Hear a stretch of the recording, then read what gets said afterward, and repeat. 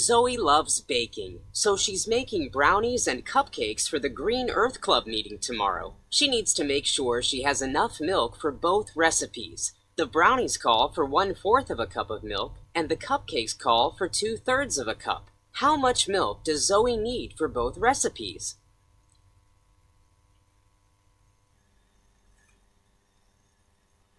First up, find a common denominator by multiplying the denominators. 4 times 3 is 12, so the common denominator is 12. Next, create equivalent fractions by multiplying the numerators by the numbers used to get common denominators. For the first fraction, we multiplied 4 by 3 to get 12 in the denominator. Now we multiply the 1 by 3 to get the numerator. You know you have to do the same thing to the top that you do to the bottom.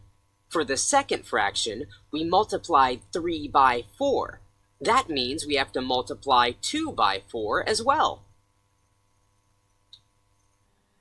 Now, line up the fractions horizontally.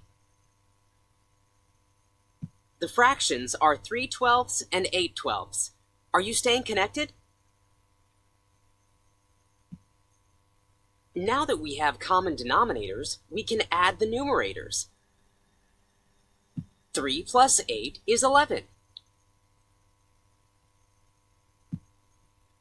Lastly, put the common denominator under the numerator. Remember, don't add the denominators. 11 over 12 makes 11/12.